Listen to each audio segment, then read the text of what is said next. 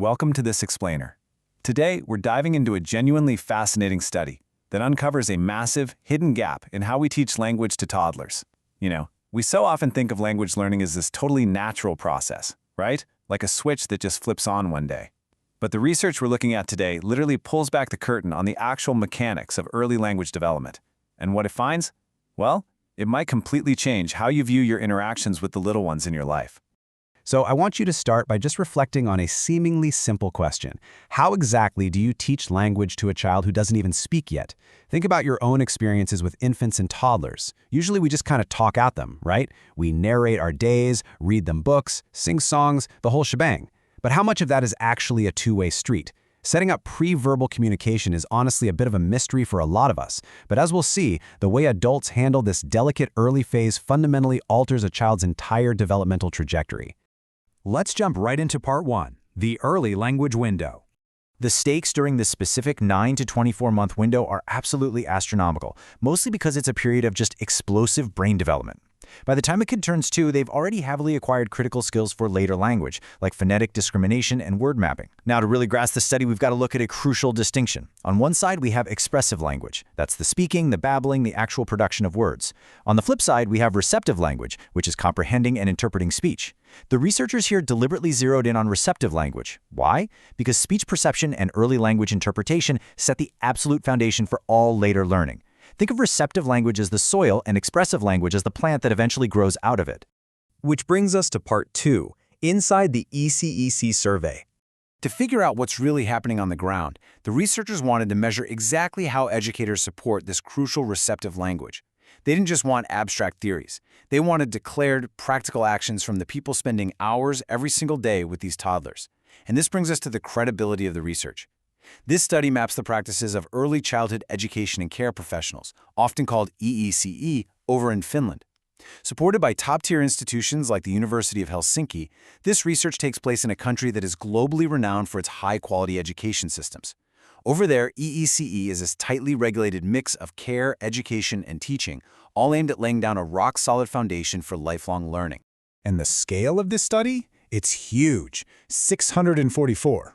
That is the exact number of Finnish ECEC educators who provided incredibly detailed, open-ended responses about their methods. The researchers didn't just hand them a multiple-choice quiz. No, they asked them to explicitly describe the concrete, everyday methods they use to facilitate receptive language and speech comprehension in kids under 2. So you can imagine, this gave the researchers a massive treasure trove of raw, real-world data to sift through. Moving right along to part 3, the 6 spheres explained. So what exactly do you do with hundreds of open-ended, highly varied responses from all these educators? Well, to make sense of this giant pile of survey data, the researchers categorized the methods into 6 concentric spheres. It's kind of like a giant target. Right there in the absolute center, sphere 1, you have the most direct, highly impactful methods. As you move outward to spheres 2, 3, and 4, the methods get much looser and more general. And by the time you reach spheres 5 and 6, on those outer rings, you're mostly looking at administrative stuff or just completely unconnected responses. But the magic, according to the science of language acquisition, happens right in that bullseye, sphere 1. The absolutely crucial point here is understanding what exactly lives in that center sphere. The researchers define sphere 1 as child-led reciprocal linguistic communication. Now, I know that sounds like a mouthful, but think of real language building like a tennis match or a simple game of catch. It is not a radio broadcast just playing passively in the background.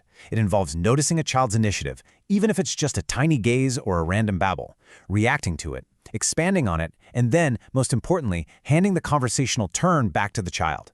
It's this continuous, active loop of communication. All right, let's look at part 4, the reciprocity gap. Okay, so knowing that sphere 1, that reciprocal tennis match we just talked about, knowing that it's the absolute gold standard for building the toddler's receptive brain, which sphere do you think the 644 highly trained educators reported using the most? Well, get ready for a pretty dramatic plot twist. A staggering 90.2% of educators rely on sphere 4.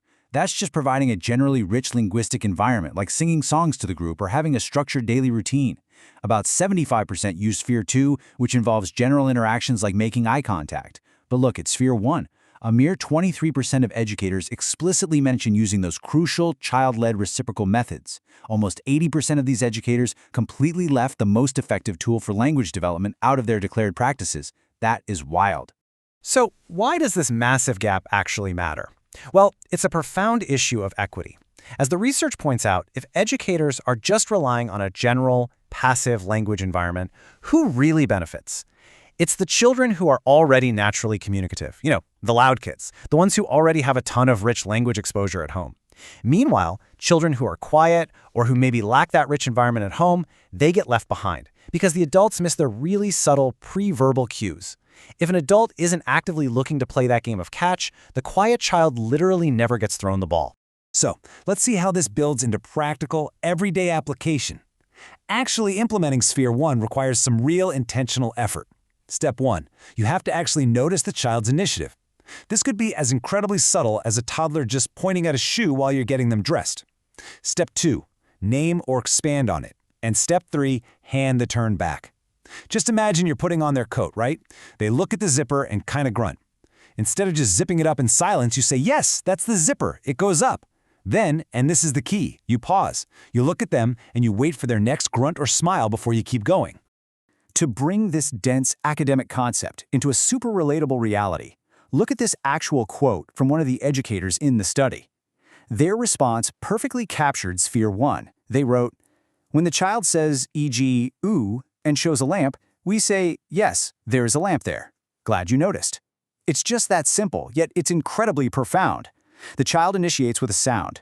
The adult validates it, expands on it by naming the object, and then leaves the door wide open for the child's next reaction. Moving on to Part 5, the special education advantage. So we already know there's a severe shortage of this Sphere 1 practice across the board.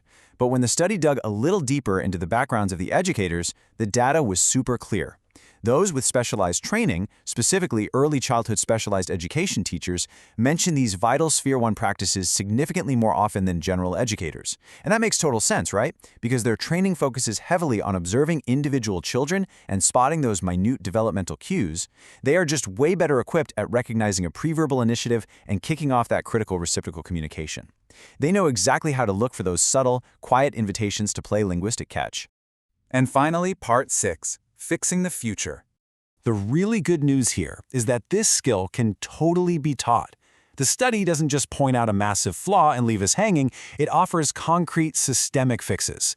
First up, the study strongly advocates for including special education teachers in daily ECEC staffing rather than just using them as occasional consultants. We also need a massive push to increase general educator awareness of these pre-verbal initiatives. Basically, we've got to move our mindset beyond just providing a passive, rich language environment where we just talk at kids.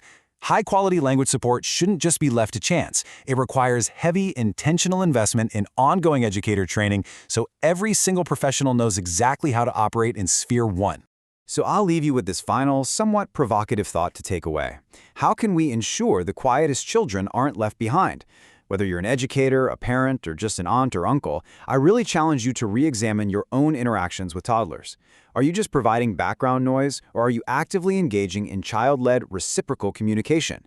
The next time a 1-year-old points at something and babbles, remember, they are serving the ball. It's totally up to you to hit it back. Thanks so much for joining me on this explainer, and keep learning.